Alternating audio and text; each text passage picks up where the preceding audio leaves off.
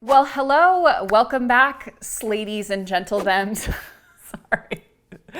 Welcome back, guys. It is the latest installment of my 30-something series. For those who don't know, I am finishing out this year, my 35th year, by doing a little capsule series all on the practical life and financial aspects of living the most wonderful, fulfilled, intentional, and financially healthy 30s you possibly can. Now, today we're going to be getting a little bit into the nitty-gritty of some of the financial aspects of your 30s, which for many of us will mean really getting serious about building our long-term financial security and wealth. So I'm first going to start out by shouting out our partner for this series, advisor.com. If you guys didn't know, a good financial advisor has been crucial to my own financial health and my long-term wealth building. And unlike what used to be the case, where only already rich people had access to things like a good financial advisor, companies like advisor.com are making it so that way more people can access the financial advisor model, while not having to worry that that advisor is working for commissions and not in their best interest, because advisor.com uses a flat fee annual model where you just pay one fee across the board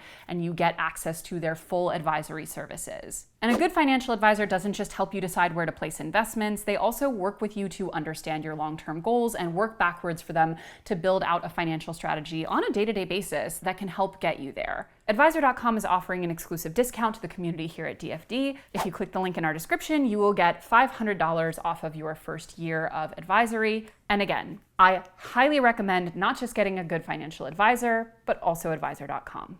But let's get into it with this week's video, 6 things no one tells you about building wealth. Number 1 is that your big expenses are much more important than your little ones. For a lot of us, our 20s are kind of about just getting by financially. And in a lot of cases, we're just not working with much income at all. And I mean, unless you're like a trust fund kid, in which case, no need to be watching this channel. But as you enter your 30s and hopefully have a little bit more flexibility in your budget, it's so much more important to start focusing on the big picture and your overall lifestyle than every single detail of the day-to-day purchases you make. We've said it before on this channel, but it's worth repeating. It's not because you buy avocado toast once, note the avocado toast oil painting I have, that you're not going to buy a home. And as we're going to discuss, increasing your income is more important than cutting expenses long term, but this only even works if you don't succumb to lifestyle inflation and actually save or invest the money that you're earning. And unfortunately, keeping up with the Joneses has long plagued Americans because we're constantly told that more and bigger is better, leading many of us to succumb to lifestyle inflation.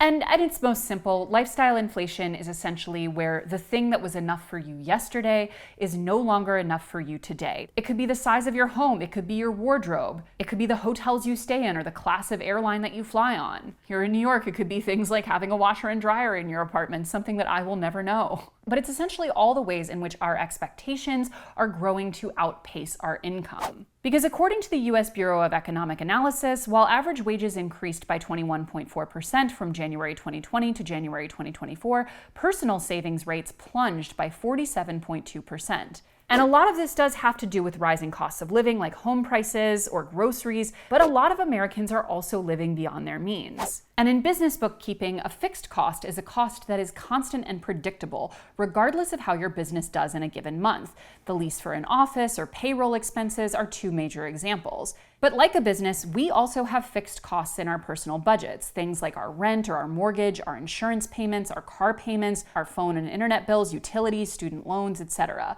And one of the key aspects of saving money is automating so you don't have to think about it. And the lower you keep your fixed costs, the more you will be able to automate savings from each paycheck. For example, my mortgage here in New York City is $2,395 every single month. I'm very excited about that. It's one of my biggest points of pride in this life because I went out of my way to buy an apartment when interest rates were sub 3% and the average price of a home here in New York City had decreased an unbelievable amount because of COVID. So I really tried very hard to find a home that was less home than I could afford, not just because mama loves a deal, which she does, but also because having that low fixed cost as the biggest line item in my budget means that I have a lot of other financial flexibility for other long-term decisions and goals. That could be things like increasing my savings and investments. It could be things like potentially one day buying another property, traveling more, saving for my niece's education, or any of the other things we want to do with our life. And it is when we are making the decisions for these big fixed costs in our lives that we will see the biggest difference in our ability to long-term wealth build. For example, there are many people driving around in cars that are much bigger and more luxurious than they need, or having 2 cars when they could get away with 1. The average American home now has about 1,000 square feet of space per person, and in many cases that means many rooms going unused, but you still have to not only pay for them on your mortgage, you have to pay for the utilities to heat and cool and light them. Even something like getting aggressive about debt payment, if we're carrying things like consumer debt, can make a huge difference in the long-term possibilities of wealth building. But focusing on living below our means on those big fixed cost things is the game changer regardless of the rest of our budget. And that feeds into number 2, which is that having money makes it easier to make money. So we've talked about this before on TFD, but one of the biggest lies when it comes to wealth is the idea of the self-made billionaire or even millionaire. Most rich people you have met started with a huge leg up, typically with some kind of generational wealth. Quote, Bank of America Private Bank surveyed people with household investable assets of more than $3 million over the age of 21. And here's what it found when investigating how those multimillionaires built their wealth. 28% are legacy wealth. They had an affluent upbringing and an inheritance. On average, 20% of their assets came from inheritance. 46% got a head start. This includes people who had an affluent upbringing with no inheritance and people with a middle-class upbringing plus some inheritance. And those in the latter group got an average of 12% of their assets from inheritance. And 27% are self-made. They had a middle-class or poor upbringing and no inheritance.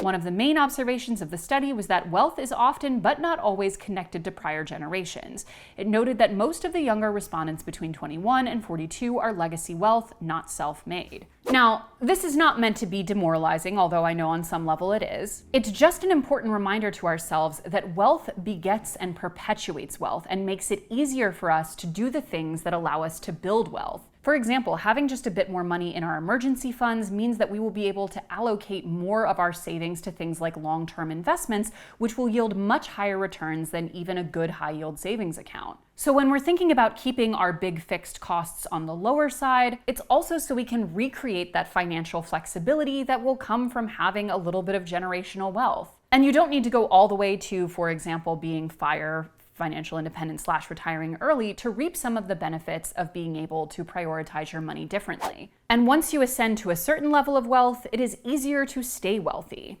According to a blog post from the IMF, the data show that an individual in the 75th percentile of wealth distribution who invested $1 in 2004 would have yielded $1.50 by the end of 2015, a return of 50%. A person in the top 0.1% would have yielded $2.40 on the same invested dollar, a return of 140%. Another significant finding, high returns both bring individuals to the top of the wealth scale and prevent them from leaving it. Controlling for age, parental background, and earnings, moving from the 10th percentile to the 90th percentile of wealth distribution increases the probability of making it to the top 1% by 1.2 percentage points compared to an average probability of 0.89.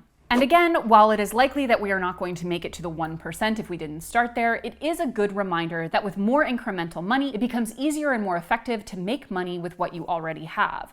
Which brings me to my next point, number 3. Increasing your income is way more important than cutting expenses. We touched on this in our first episode, but it's worth repeating. You can cut expenses as much as you want, but at the end of the day, unless you're making enough money to actually save a significant amount from cutting down expenses, it is much more crucial to focus on earning more. For one thing, for someone who's already struggling to cover the costs of their basic necessities, cutting out expenses only does so much. You can't cut little luxuries like streaming services out of your budget if you're already not paying for them. But for another, our expenses increase in ways that are completely beyond our control. In 2023, the average inflation rate was 4.1%. And that means that unless you increased your income by 4.1% or more, buying the same amount that you had the prior year would have effectively cost you more. But as we discussed, keeping those fixed costs in your budget below your means is going to be crucial to couple with earning more. Because if at every time you are earning more income, you are spending up to that threshold, you can end up in the exact same financial situation, just working with slightly more money. This is how, by the way, you hear stories all the time about extremely wealthy people who are living paycheck to paycheck or going into tons of debt to finance their lifestyle. Because earning a bunch of money means literally nothing if your lifestyle is keeping you at the very top of it or even going over what you're bringing in. And if you're wondering how to optimize that income, in addition to the tips that we shared, there's also point number 4, which is that working in certain industries is like a wealth cheat code. So as we talked about, wealth has kind of a snowball effect. And the more money you have, the easier it is to make more, not even by earning more, by just investing what you have. And certain industries are going to make it a lot easier to access lump sums. For example, in some sectors, it's typical for employees to receive an annual bonus as part of their compensation, and this is money that is typically a percentage of their income and is often based on employee performance or company milestones. In tech, it's typical for employees to have a bonus program between 5 and 15% of their income. In finance or banking, bonuses are typically even higher. On average, the annual bonus percentage in this sector sits around 20.9%. The finance industry also offers the highest average non-production bonuses at 12.3%. Working in things like companies' corporate offices also usually means a higher bonus pay. Quote, bonuses for retail staff are usually around 2.5% of an employee's salary, but on the other hand, corporate staff in these companies could see bonuses of 10 to 20%, usually depending on company performance and individual contributions. Additionally, some companies like tech giants such as Amazon and Google can offer stock compensation in addition to salary and bonuses. Quote, stock compensation is a method companies use to reward employees. Instead of simply offering cash, companies offer employees stock or stock options, meaning they gain partial ownership of the company and share in profits. Smaller companies and startups often use this method as they may be unable to pay employees at a competitive rate before generating a certain level of profits. And within different industries, there are also ways of optimizing your income. I'm going to throw to our recent interview on the Financial Confessions with nurse and content creator Ryan Parrish for a quick note on how she optimizes her income as a nurse. After my first year of nursing, I ended up going what we call PRN, which is per diem as needed. So I lost my benefits, but what I did was I got a pay raise up to $35 an hour, and I was actually required to work less. So I only had to work 7 shifts a month instead of 12. Oh, wow. So I was like, why would I not go PRN? So I went PRN, and then after a year of doing that, I went to a float pool position, which just meant that I floated all over the hospital to different units. Which I liked that too. That gave me a lot of versatility. It changed up the days. Sounds dynamic. Yeah, and that went up to $50 an hour.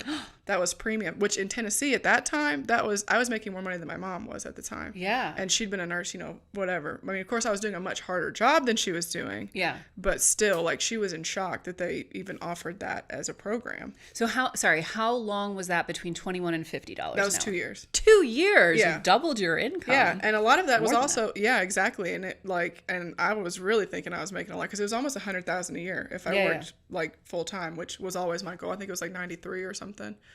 And I also realized that you have to make the most of the hours that I worked. Yes. So, for example, in nursing, they give you shift premiums. So if you work a night shift, you get, some places it's 10% of your pay. Some places it's $3-4 extra an hour. So I would, make sure that when I was working the shifts that were paying the most on the weekends and at night. So I would make sure that the hours I was working, I was making the most money that I could. I'm also going to refer to our video on unionized jobs to talk very quickly about why optimizing for jobs that are union protected can often mean much better, more competitive income, as well as dying arts like pension programs, which are in and of themselves pretty valuable wealth builders. So for those who aren't familiar, quote, labor unions are associations of workers formed to protect workers' rights and advance their interests. Unions negotiate with employers through a process known as collective bargaining. The resulting union contract specifies workers' pay, hours, benefits, and job health and safety policies. Thanks to the effort of labor unions, workers have achieved higher wages, more reasonable hours, safer working conditions, health benefits, and aid when retired or injured.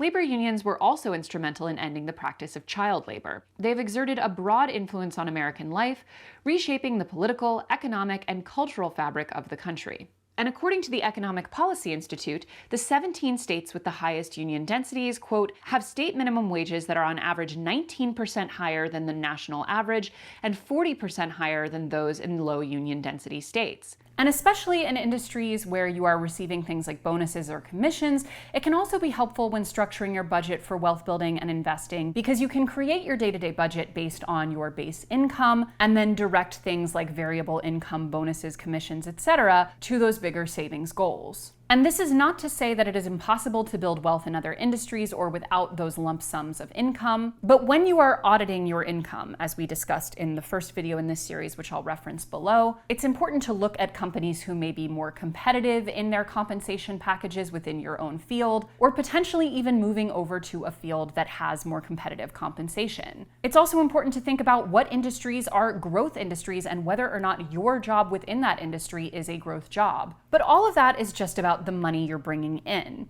When it comes to wealth building, you also have to think about the money that you are investing, whether that be in stocks, in real estate, in businesses, or even in your own education and skill building. Which brings us to point number 5, you have to be patient and emotionally detached. Especially for those of us who haven't come from generational wealth, building wealth is not something that happens quickly. Aside from consistently contributing to your investments, the most important thing your money needs is time, thanks to compound interest. For instance, if an investment of $1,000 accrues 7% interest compounded monthly, it will be worth $8,116.50 in 30 years. That same $1,000 earning just 1% interest, which is closer to the average savings account rate, compounded monthly will be worth $1,349 in 30 years. That's an insane difference, but also requires being strategic. And we also need to acknowledge that taking advantage of compound interest means leaving your money in those investments even when it feels scary to do so. So that means, above all, not flipping out and taking money out of the market at the first sign of a downturn.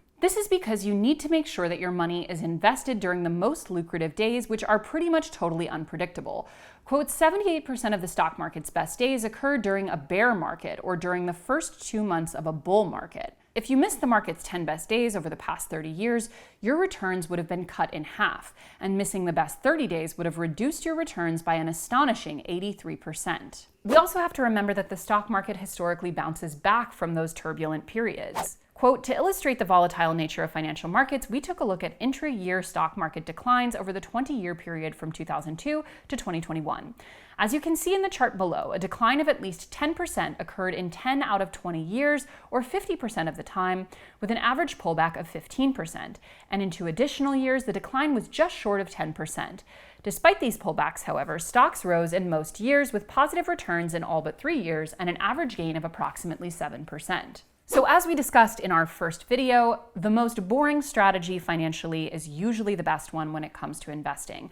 That means investing in broadly diversified funds instead of individual stocks. That means prioritizing tax-advantaged retirement accounts. And that means setting your money and forgetting it. But on the slightly more controversial tip, I'm going to end with number 6, which is that buying a home is not always a good financial decision. So despite the age-old boomer advice that renting is just throwing your money away, or the people who treat owning a home as crucial to long-term wealth building, not only is that not always true, in some cases it can work against you. In fact, sometimes renting can be the better decision financially, and that is to say nothing of the fact that renting still allows you a place to live, which is far from throwing your money away. Like, you need to eat, babe. We don't describe buying food as throwing your money away. You're throwing it in your belly.